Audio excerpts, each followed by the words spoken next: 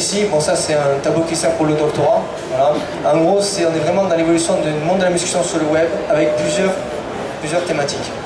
On a la musculation, donc tout ce monde de la musculation. On a le monde de la nutrition. On a ensuite tout ce qui est complément, supplément, dopage. C'est pas que je mets tout ensemble. C'est juste en fait, c'est ce monde-là. Et en fait, par rapport à ça, il y a des thématiques précises qu'il faut étudier et développer. Et enfin, il y a le business. En fait, attention, vous voyez que j'ai mis le business. Tout le monde voit. J'ai mis le business aussi pour les 3 autres catégories. Mais il y a tout un côté business, tout ce qui est la vente de programmes, comme je dis tout à l'heure, mais aussi la vente dans l'excès des formations soi-disant diplômantes qui ne sont pas reconnues en France, et tout ça. Avant de te passer la parole, j'aimerais terminer donc sur ces 2 salons. Vous êtes tous forcément allés en haut et en bas dans le salon, vous avez tous remarqué qu'il y a une différence très très importante. Voilà.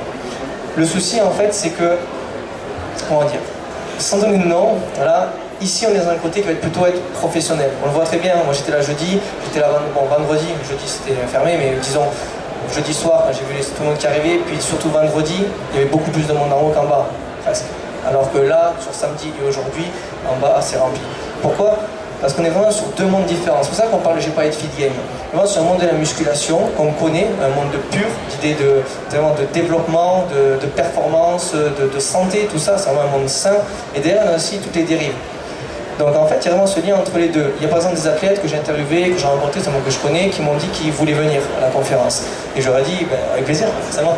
Et le souci, ils m'ont dit non, parce que nous, le problème c'est que nos sponsors, ils refusent. Ils veulent qu'on soit en bas pour faire les photos.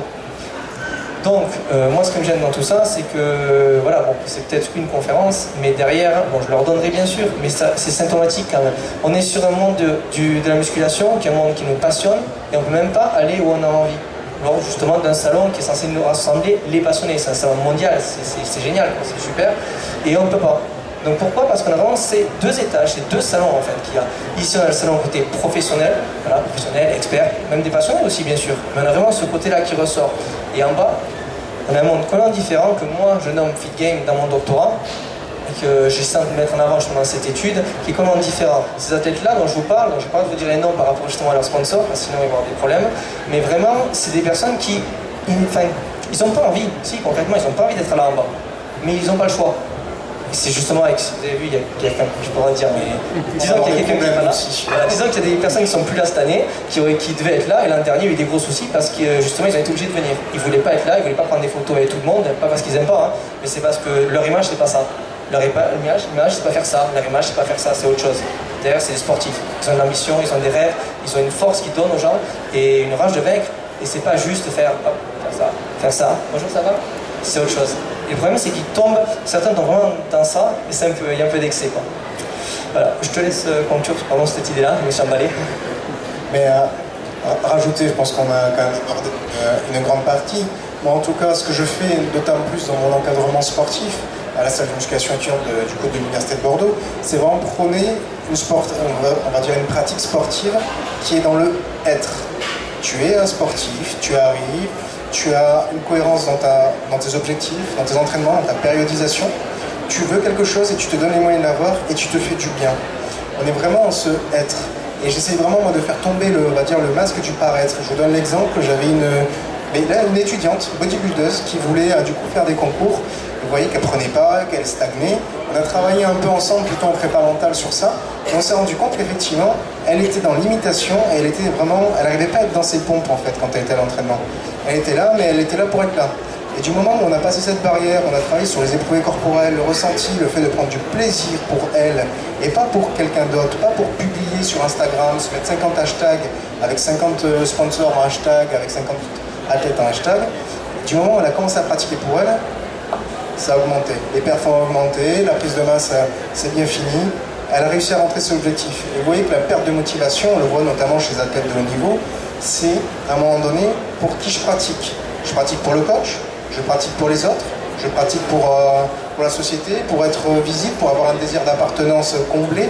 C'est ça. Et au bout d'un moment, il va falloir se rendre compte que si on pratique, c'est pour nous. Et on en voit bien dans nos recherches que ceux qui pratiquent avec un but de performance intrinsèque, dire je pratique pour avoir une barre pour moi, je pratique pour perdre un peu, je pratique pour être meilleur en cardio, pour passer ma barre ou développer coucher ou soulever terre, mais ça sera, on va dire, un but qui va être limite protecteur dans le développement de pathologies dans les troubles du comportement alimentaire, le dopage et tout un ensemble de facteurs comme ça, de symptômes un peu, on va dire, qu'on attribue comme pas trop graves, mais le cumul au bout d'un moment, c'est pathologique. Et moi, en tout cas, c'est quelque chose que je prends dans la salle de musculation, c'est on va dire une pratique intelligente. Et on voit bien que, comme je vous disais, la performance, la motivation au but de performance personnelle, intrinsèque, elle est bien moins délétère que le but esthétique. Les gens qui vont rechercher un esthétique à tout prix, c'est-à-dire être le plus massif possible, le plus sec possible, je dirais que c'est les gens qui vont être le plus, on va dire, vulnérables à développer par exemple la symptomatologie du coup de la dysmorphie musculaire. Et vous verrez très bien que derrière, c'est souvent les gens qui vont avoir plus tendance à avoir des restrictions alimentaires, des effets yo-yo sur des régimes, du coup passer la barre du dopage, et je ne vous parle pas juste de prendre une petite cure, c'est des gens qui partent tombent dans l'addiction. Il ne faut pas oublier que les stéroïdes anabolisants, il y a une triple addiction, et ça, les préparateurs chimistes dans les salles, ils ne vont pas vous le dire. Vous allez être addict parce que votre corps il va en avoir besoin pour fonctionner, parce qu'après il va arrêter de fonctionner avec ça.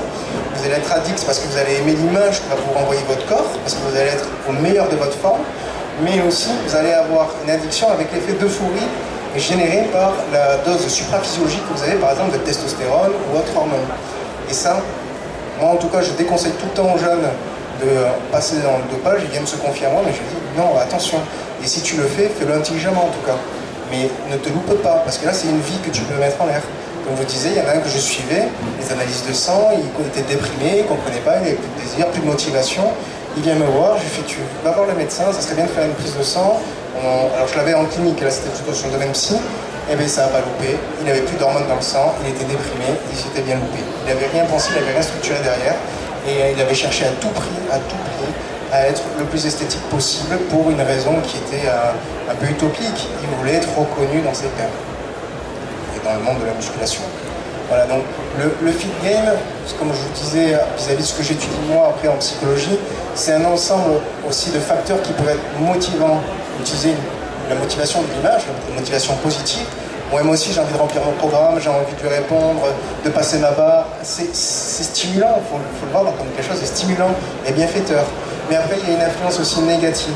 Et c'est de ça qu'il faut absolument qu'on se prémunise. C'est de ces influences qui vont nous détourner du bien-être qu'on va chercher dans notre sport. En tout cas voilà, moi c'est la façon dont je le vois et c'est les recherches actuelles que je mène en tout cas à l'université de Bordeaux. Merci. Donc, cette conférence est terminée. Si c'est comme l'an dernier, il y aura beaucoup de questions, donc on va se mettre juste là-bas, on sera ici. Pour ceux qui veulent suivre nos recherches, on a mis des flyers des deux côtés. Juste donc pour conclure, une dernière phrase. J'aimerais vous remercier pour la conférence et je vous invite à tous ceux donc, qui sont ici à juste regarder, vous allez sur Instagram ou d'autres réseaux, les programmes ou les choses que mettent en avant certains fit gamers, pour si des personnes, et vous regardez comment ils s'entraînent par exemple ici. Juste ça. Et tout de suite vous allez comprendre qu'il y a une différence. Il y a un problème. Voilà, j'aimerais vous remercier donc à tous d'être venus. Mais merci à tous et à toutes. Merci pour votre attention et votre accueil. Merci beaucoup pour la qualité de la conférence, qui est toujours au même niveau d'exigence de qualité. Merci. Merci. Merci à vous. Et donc pour les